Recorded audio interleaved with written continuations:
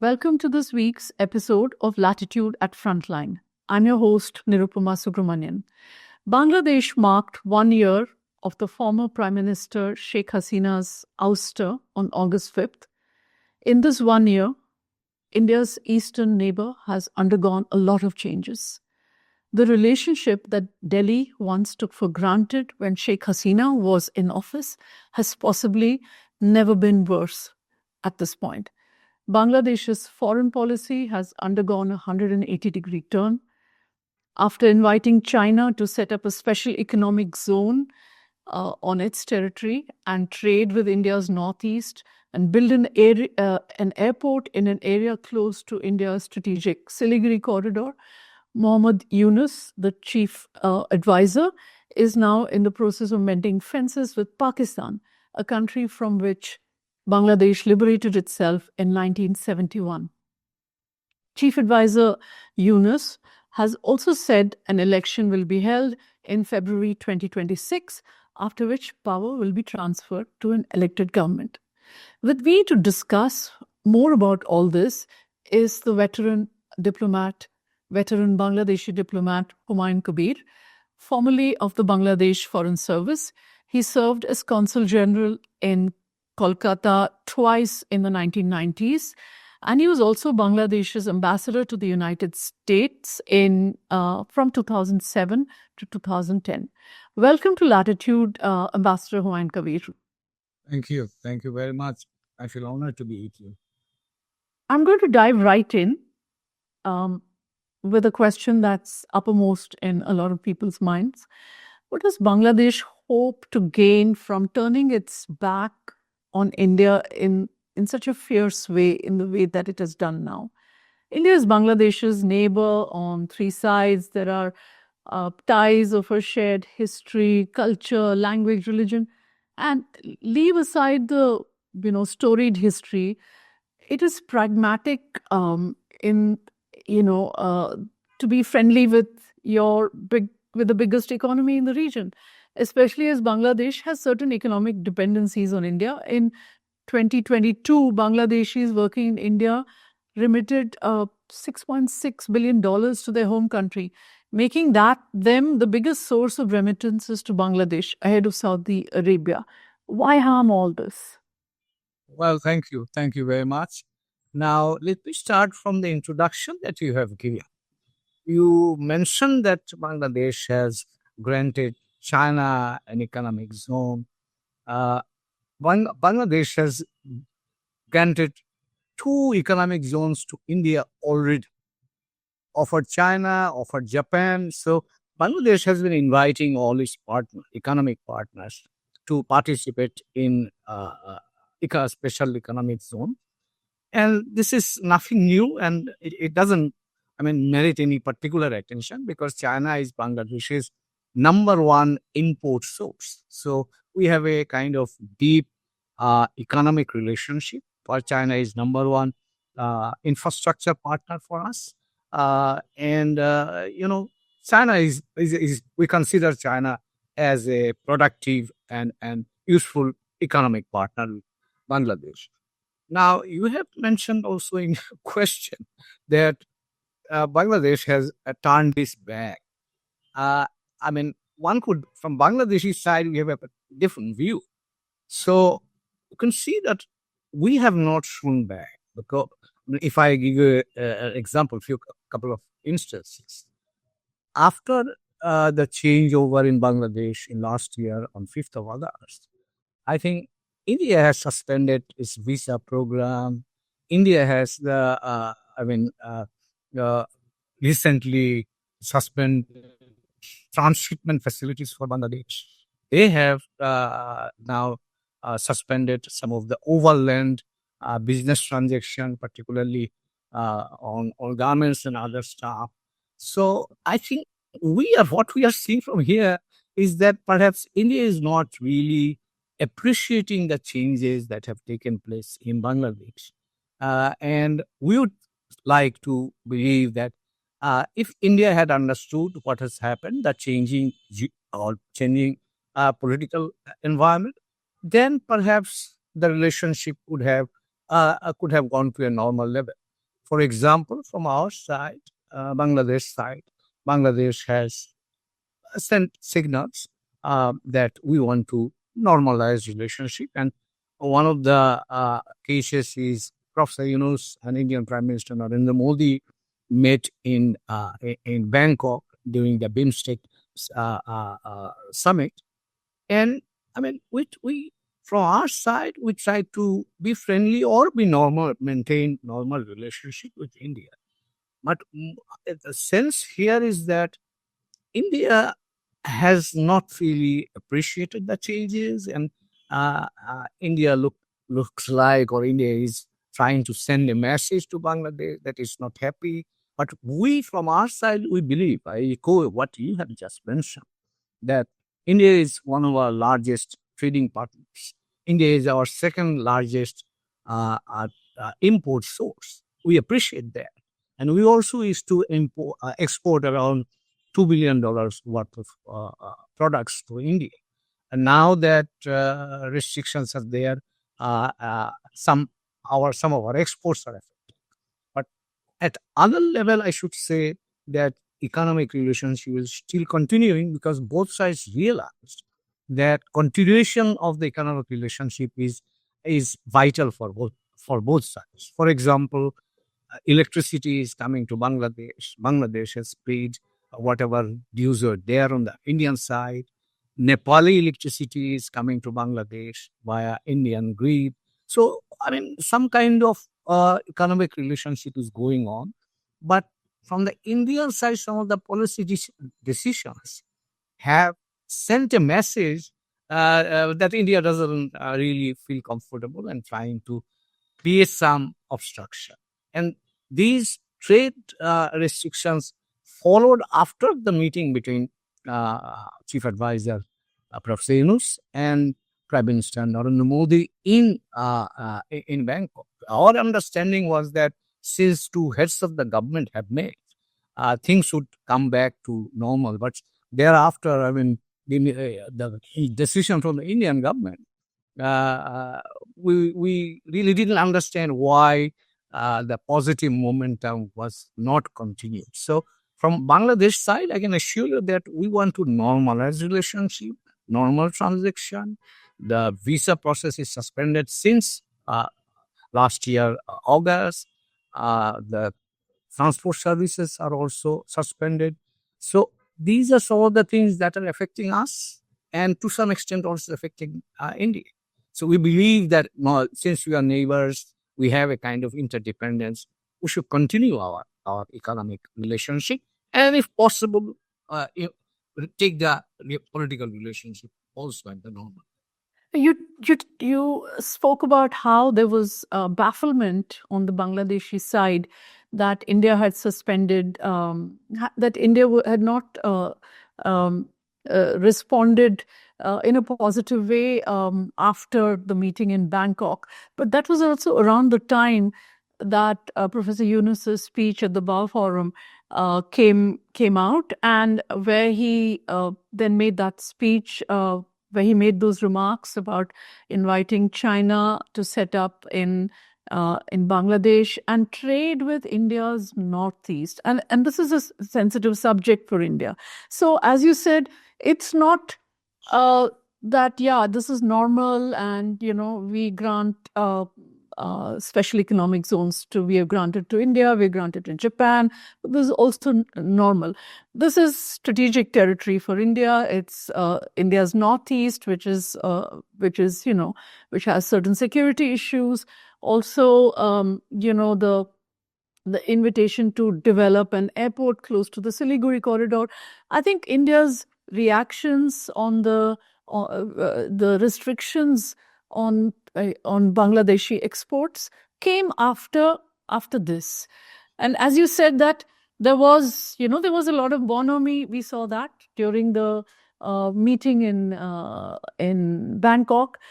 So my question is, was Professor Yunus too naive in imagining that India would not react to these, to what it saw as provocations, or was it a deliberate provocation?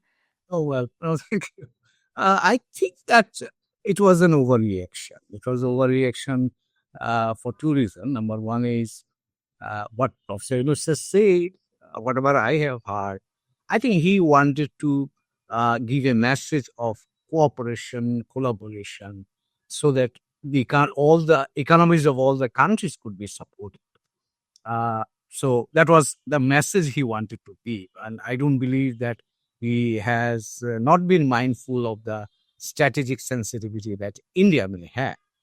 But again, let me take you a little earlier on this subject. Up until 2013, Bangladesh, India, Myanmar, and China, we had worked on BCIM.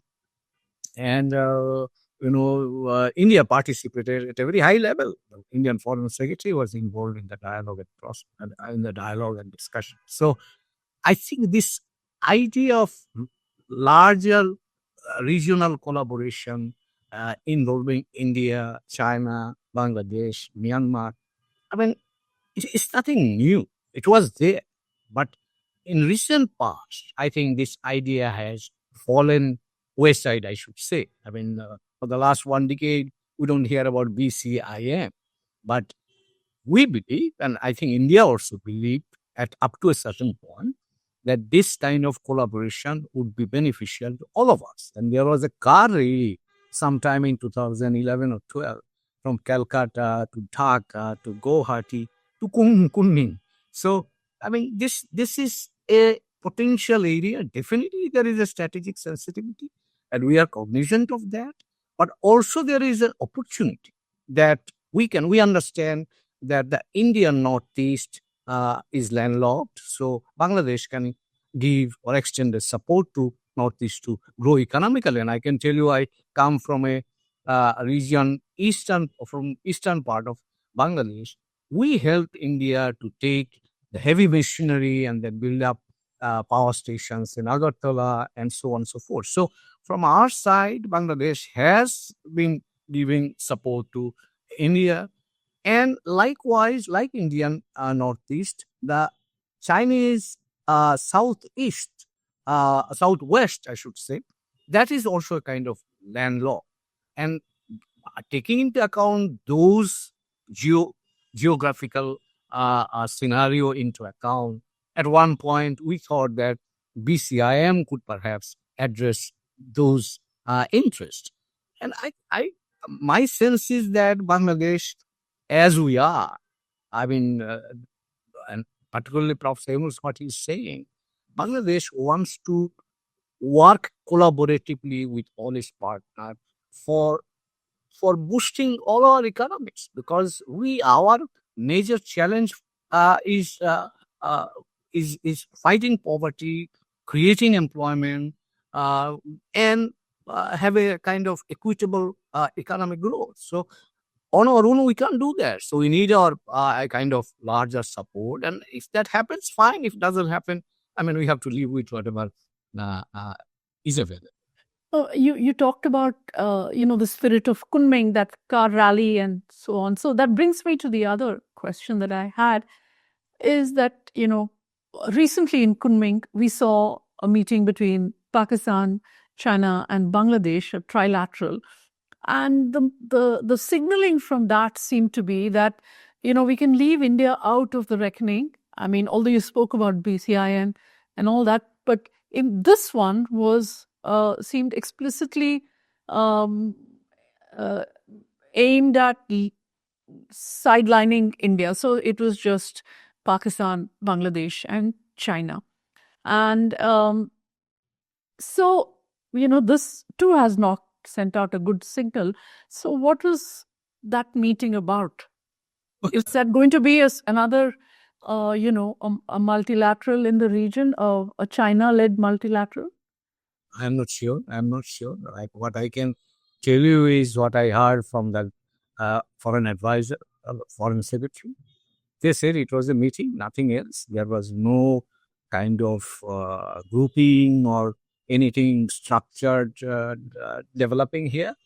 And I think some commonalities have to be there. for this kind of grouping to Jela. And I don't believe that we three have that kind of gel or elements for gel. Pakistan has an independent bilateral relationship track. We have ours bilaterally. In addition to that, what kind of value addition this kind of trilateral will bring in, I'm not sure as of now. And I think that reflects the viewpoint of the government side as well. So I would not invest too much of optimism on this point around these subjects. Right. You recently wrote an article in Prathamolu. It was published on the 5th of August on the day of the anniversary. That the Yunus administration was hesitant about taking bold foreign policy decisions. Firstly, don't you think it's already taken big foreign policy steps? It has almost like a fait accompli for the incoming elected government. One is mending fences with Pakistan, for example. And as we discussed, this whole relationship with China. I would say these are radical moves, and they're hardly hesitant. What's left to do? I mean, what after this? Well, my sense is that China relationship is a continuation.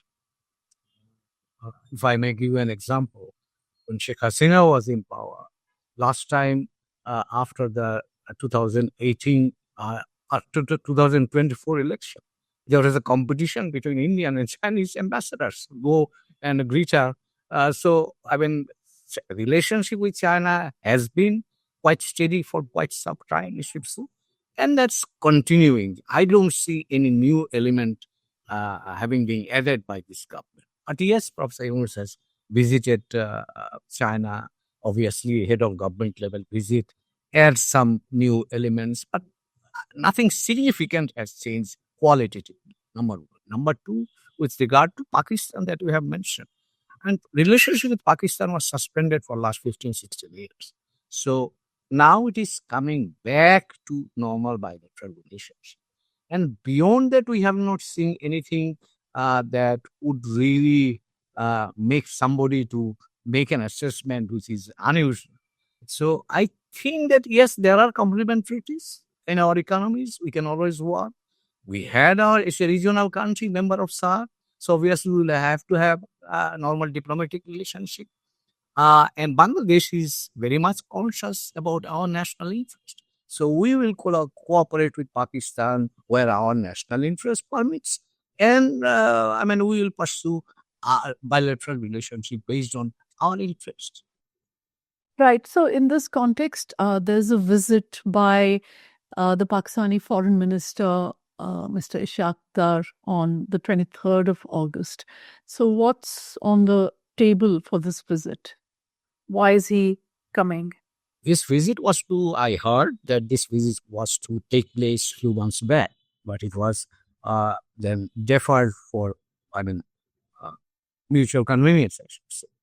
One thing is that economic relationship. For example, I remember even during the previous government's time, we used to import certain things such as chemicals, then textiles, mysteries, and so on and so forth. So a previous government, meaning the Sheikh Hasina government? Yes. Mm-hmm. So I think now that we have some restrictions with India, or if we get competitive at a competitive price, some textile products and so on and so forth. So that one could look at, and Bangladesh would be happy to look at that. So my feeling is that it would be just bringing back the diplomatic relationship to a normal level. Number two, exploring some of the economic opportunities. And obviously, when the foreign minister visit take place, exchange of views on regional relationship, bilateral relationship will come. So that's my sense, because this government, the current interim government is quite busy now, as you have already mentioned. They have announced a time frame for elections. A July declaration was announced on that day. A kind of, I would say, another July kind of agreement, if I may say so, is coming soon. So the government's hands, I mean, they have a full plate ahead of them. And my sense is that next few months, the government will be quite preoccupied domestically. And now that we have not signed yet, but we have agreed on a tariff deal with the United States that will entail lot of, reforms, internal reforms. So I think government has a lot of agenda items to cover during the time that are left with them.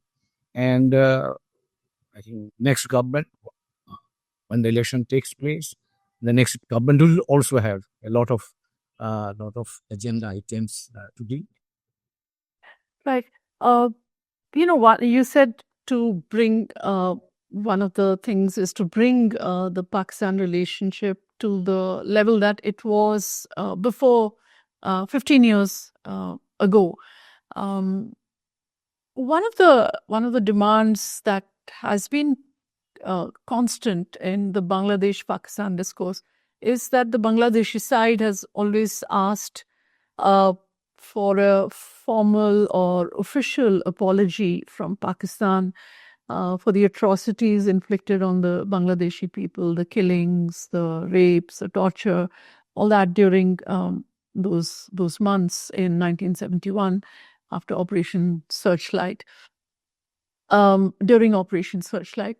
Uh, so, is that demand still on the table, or is Bangladesh willing to look past that and move ahead and normalize with Pakistan Well, thanks. without it? Good question. And I can tell you that last time when the Pakistan Foreign Secretary visited Bangladesh a few months back, Bangladesh raised that issue forcefully and demanded an apology from Pakistan, or taking the responsibility for whatever crimes had been committed during 1971 Liberation War. I'm sensing, or whatever I'm gathering, is that when the foreign minister comes, this issue would be raised, because this is an issue that's very close to our heart, because we lost people, we faced the challenges or difficulties at that time. So regardless of who said what, we believe it's important, and we continue to keep that on the plate and ask for Pakistan to take responsibility. Right. You also spoke about how from Sheikh Hasina's time there is this the Bangladesh-China relationship has been quite robust since her time as well, and so nothing more has been done right now. But there is also the view that there is more of an effort to woo China at this point than Sheikh Hasina, the Sheikh Hasina government ever did. Do you think that impression is right? I would add some nuance to that. Many people think that we are closer to US. Yeah. But there are impressions are there. But I would say that Bangladesh decides its policy based on its national interest. For example, we are in a democratic transition, and we want to build up a sustainable democratic support from the Western countries, European Union, Japan, US, UK. Those are important. So that brings us closer to that kind of Western group, if I may say so, or Western world. And the United Nations Human Rights Council has done an excellent fact-finding report on the atrocities committed during last July, August, and also during the last regime. So, people, in terms of the real involvement or activities, set of activities, people say that Bangladesh government, interim government, is closer to the Western camp than to China. But well, now responding to your question, China, as I said, China is number one infrastructure support for us. Major infrastructure projects China is involved. Has remained involved for last, say, 30, 40 years. Our demand, not our needs are changing. So based on those needs, we interact with the West, we interact with China, we interact with Japan. We are ready to interact with India as well. I mean, Professor Yunus has very clearly said, we are ready to have normal relationship with India based on dignity and equality. So I think there are now, if India can accept that kind of framework, I think relationship can come back to normal situation. And I again echo what you have said. We are neighbors. We have many commonalities that can bind or build up our relationship, and also interdependence. So we must recognize that. Yes, I agree that what India had got during the say, last 15 years, the people of Bangladesh do not believe that that kind of relationship is acceptable any longer. And that's why I think they have expressed their view loudly in August, July, August last year. And if India can recognize that, understand that, and now adjust its relationship or can appreciate the aspirations of the people of Bangladesh, I believe the relationship could come back to its normal state.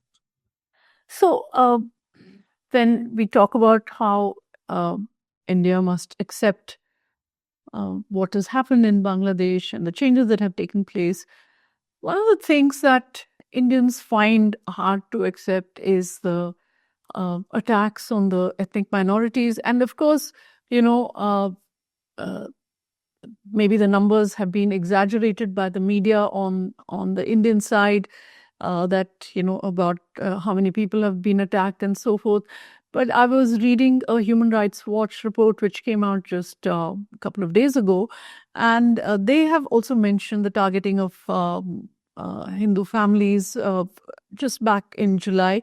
I think they mentioned 14 Hindu families, and then they also talk about how tribal indigenous people, the Chakmas, have also been attacked. So there are these, there are these issues that come in the way. And the one thing that the Yunus government or the Yunus dispensation has not been able to do is bring this under control. This was to be the main task of the Yunus administration. But they really haven't been able to do this, right? So would you agree that there's something missing here that needs to be repaired before that, before the India-Bangladesh relationship can actually start finding its level once again? Thank you. Thank you. And again, another interesting question. Let me take it in 3-4 segments. The first segment is, yes, there has been some violence. I admit that. But now we have to understand the context. There was a political change in Bangladesh, a major political change. A government which was in power for 15 years had 3 kind of, you can see, highly questionable elections, perpetrated different kinds of atrocities, used state power to muzzle the opposition, media, and so on and so forth. So against that kind of background, a change came, and that involved, few elements. For example, the massive violence actually took place that led to the fall of the previous government. So violence was normalized for almost 2 months in Bangladesh. So we have to understand. And when something becomes normalized, then it can spread to other segments of the population as well. That is one. Number 2 is that because of over politicization, all institutions have been seriously corrupted. In Bangladesh, all these institutions, police, civil service, political structure, everything was really degraded. Now, when you say that violence has taken place, yes, the police was at certain point, police was really battered badly. Out of 639 Thana, as we call it, police stations, almost 400 police stations were attacked, damaged, and so on, so forth. So, police was quite aggressive in defense of the last government, and the people also became aggressive, and that kind of under that kind of situation. Now, police is half capable. Civil service is now rebuilding itself. So there was a huge deficiency in terms of managing things from an institutional point. But I can also add you here. But the people themselves built up the resistance. You may have seen or may not have seen. Whenever this violence, we found out that this violence was taking place. The Muslim students, army, uh, whatever remnants of police was there, even the madrasa students, they protected the minority and ethnic groups' properties, lives and properties, and very united them. I can tell you, I travel throughout the country in November, December, and also recently I came from the field trip. There is a now, I would say, heightened awareness among the Bangladeshis that we have achieved something big, but we have to sustain that achievement. And here, protecting the minorities, protecting the ethnic communities is also our responsibility. So that sense, I believe that is a helpful sense. People are now thinking about this. We don't brush aside. We don't say that no, it doesn't exist. It has happened, but now people are taking initiative to overcome that problem. So I think that the institutions are rebuilding themselves now. People have become more conscious. So whatever initial incidences were there, since then they have, I would say, they have stopped, and nothing has been reported in the last few months. Now, coming back to the reporting of these incidents, we have a feeling that from an Indian side, or from India, there has been a consistent and sustained kind of misinformation spread on this particular issue against Bangladesh, as if Bangladesh became a radical country and violence is the only thing that is happening everywhere. So that really hurt us. From a Bangladesh perspective, whenever we look at India, we see Indian civil society, media, some segments of political parties, major political parties, and some segments of government when they talk about these things and take it beyond the proportion and portrays Bangladesh in a negative light. That gives us a bad feeling that we are not getting the objective treatment from friends across the board. So we have to, I think, given the context that we had last year, and still the kind of, you can say, vibrations going on, and we must also take note of the fact that there are countervailing forces as well, meaning that the people are conscious, they're trying to take initiative and trying to protect minorities, ethnic groups, and so on. So as of now, I can only tell you that things are settling down, but I have a little bit of concern that elections are coming. So in a Bangladeshi context, South Asian context, I should rather say, elections can be very, very kind of overactive exercise. So then we have to also be very careful so that peace can be maintained. And from our side, from Bangladesh Enterprise Institute side, we are planning to undertake dialogue for peace, meaning that going to different places and sensitizing people that during election time, nobody should resort to violence, and have a dialogue so that the elections can take place in an environment of peace and participation. Yeah, you mentioned how India is hyping up the whole situation in Bangladesh as if radicals have taken over.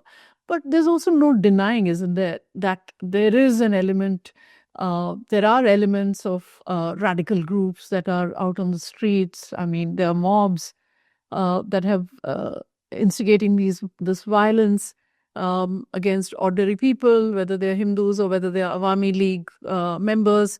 So there is a radical element that has been unleashed by this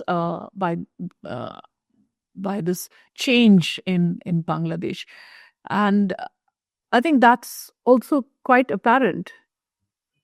Okay, I'll respond to that also. It's not radical elements. Let me correct myself. There is no radical element in this. This is a social element.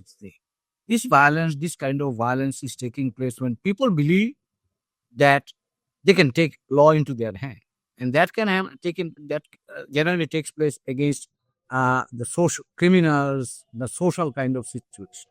Hardly there is any case of radicalization or radical elements having been involved in such.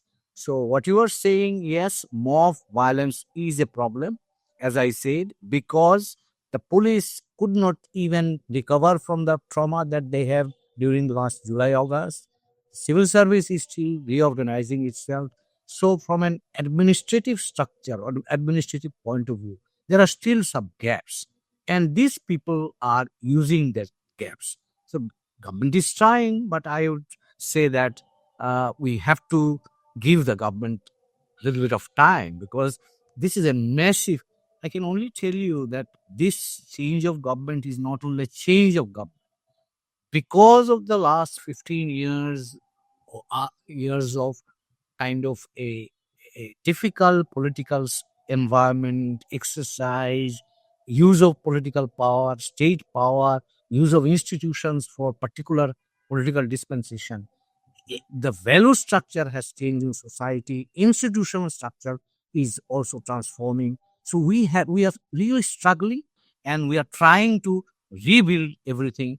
And this is why the so many, you can see, reform commissions have been constituted. Government is trying to reorganize the constitutional arrangement, political arrangement, police reform, civil service reform, because the last July August movement, I can tell you, I was a freedom fighter in 1971. After 1971, this is the most intense movements I have seen. And I can tell you two, three things here. I'm seeing a generational shift taking place in Bangladesh. Young generation are more informed. They want more transparency and accountability. They raise more questions, and they demand more participation. So I am seeing a clear sign of a generational shift taking place in Bangladesh. I'm also seeing a political shift taking place, because the kind of politics that we have seen since 1990, we call it a democratic journey, 91 to 2024, whatever politics has happened in this country, I don't believe the same politics can come back in the future. The political parties now realize they have to change, because the ground reality has also changed. So my sense is that we are we are now passing a transition to a new kind of political arrangement. And our economy we are trying to restructure, because next year we are going to graduate to the low end developing country. But we also seen that the culture of revenge violence continues. I mean, Awami League has been singled out. People have been going after Awami League activists, followers, and I was again in that Human Rights Watch report I read that there are probably arbitrary detentions of there've been of more than 8,000 Awami League workers, and perhaps under the Special Powers Act, it says in the report. And so the cycle of revenge has not changed.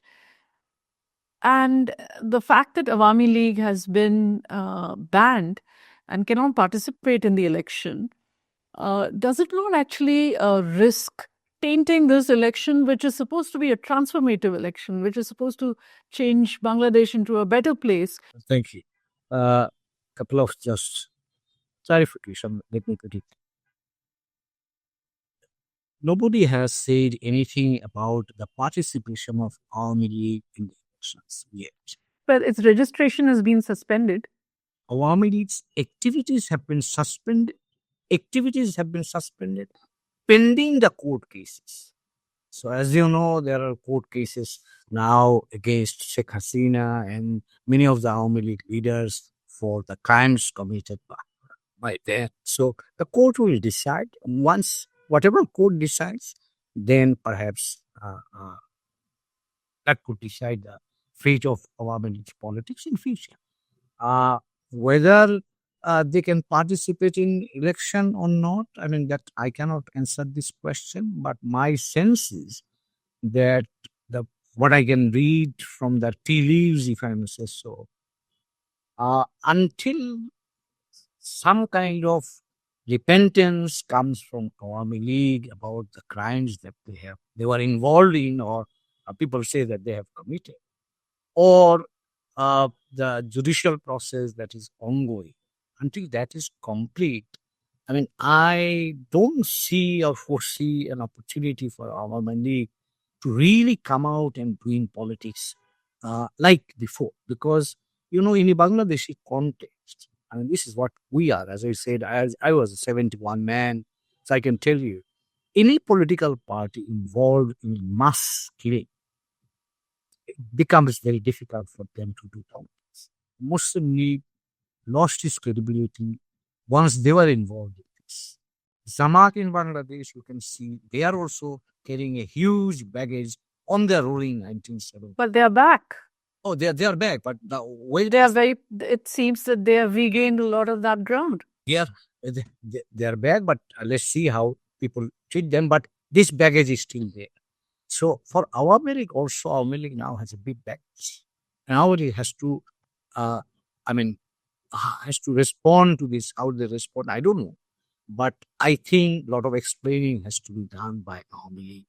And if they can do it properly, I think they can come back. I mean, who knows? But as of now, I think the mood is such that unless they acknowledge, take some responsibility, it will be difficult for them to come and get a social acceptability. So it means that whatever they had claimed or they thought they had, kind of support they had, I think after this last year's happenings, I mean, there has been an erosion in their support structure. But again, there is no last word in politics. So, you talked about the crimes, alleged crimes of Sheikh Hasina and her and the Awami League in the last few months of her when she was in office, just before her ouster.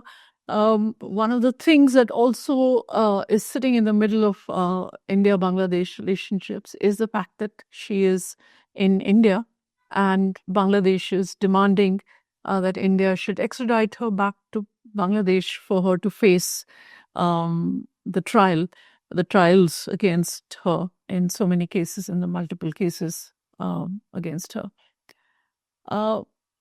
Do you foresee a situation where Bangladesh can actually move past this demand? Because it is unlikely, isn't it, that India is ever going to extradite Sheikh Hasina for several reasons. I mean, both historical reasons and for contemporary reasons. Is there a possibility that, like how China has forgotten or has set aside the fact that Dalai Lama is in India and it's a very small part of the India-China bilateral, problems. It's just one small part and it doesn't really impact anything else. In the same way, do you think in Bangladesh could move past this demand or should move past this demand? Because it's never going to happen, is it? Well, I can't give you an answer on the future, but what I can tell you, what I'm seeing today, Bangladesh government has made a formal request based on the court's summon for her to appear at the court. But as far as I understand, the Indian government has not yet responded to that. So for Bangladesh, I'm talking about the Bangladesh interim government, there is an expectation that they should respond. And my sense is that there is quite a bit of support structure to back that up. I mean, at the popular level, because people have been hurt. 1,400, more than 1,400 people have been killed. Thousands have been injured. Now, and even yesterday, I can tell you one of the most sentimental segment of the programs was hearing to the voices of the victim families. I mean, so their emotion is still very raw, and people still feel that this is like yesterday. So I think there's a strong emotion in Bangladesh on this point, and they want justice to be delivered. And Bangladesh, from a diplomatic point of view, Bangladesh government has made a request to India formally. Bangladesh government expects a response, and that has not yet come. The future, I'm sorry to say that I cannot predict what will happen in the future. That depends on the bilateral relationship, as you have said, China, India relationship. So it evolved, and who knows? I mean, I'll leave it. But this is a very strongly sentimental issue, kind of a little bit of political issue, but also a judicial issue and a diplomatic issue. Ambassador Humayun Kabir, thank you for taking out the time for doing this interview. It was a pleasure speaking to you. Thank you for all your insights. Thank you very much. I really enjoyed talking to you, and I also thank those who are behind the camera. Thank you, viewers, too, for watching Latitude. We'll be back again next week with another episode.